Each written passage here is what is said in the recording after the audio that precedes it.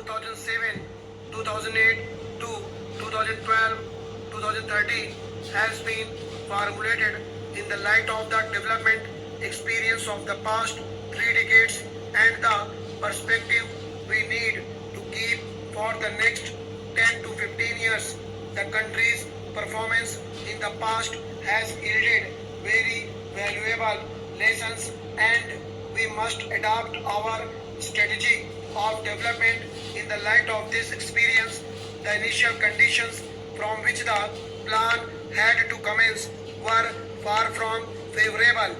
1999-2000 was a drought year during which agricultural production slumped. There was a sharp rise in prices which continued during 2002 and many weaknesses appeared in the basic infrastructure of coal, transport and power which in turn had adverse consequences for industrial growth. Internationally, we faced a sharp rise in prices of petroleum and other imports while recessionary conditions in the industrialized world held out a threat for our exports. In a situation such as this, it was not easy for the government and the planning commission to chart the course of the country for next 5, 10 or 15 years, which would be bold or definitive. At the same time, the petroleums facing the country are so acute that solutions prove no delay.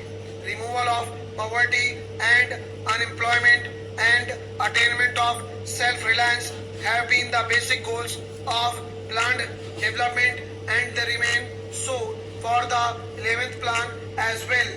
In order to move forward towards these objectives, it is essential, although not sufficient, to achieve a high rate of growth of national income. The plan thus aims at a growth rate of 5.2% per annum. This is not an ambitious target, especially since 1999-2000 was a year of low output, but it still requires assiduous efforts to utilize. Sir, it is my proud privilege to initiate this important debate on the 11th plan in this August House. Although I have been in charge of the Ministry of Planning only for a few days, I have had the opportunity along with my colleagues in the cabinet of considering the plan in its various aspects and I shall try to present before you the salient features of the plan in the perspective of government's general overall economic objectives.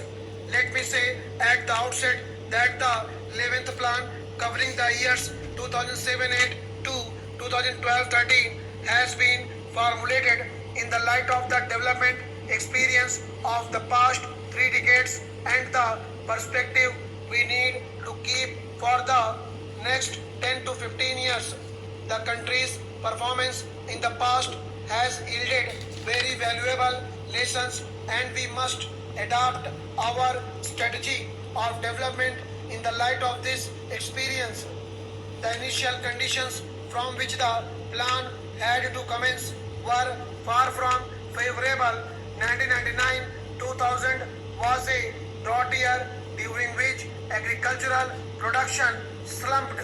There was a sharp rise in prices which continued during 2002 and many weaknesses appeared in the basic infrastructure of coal, transport and power which in turn had adverse consequences for industrial growth.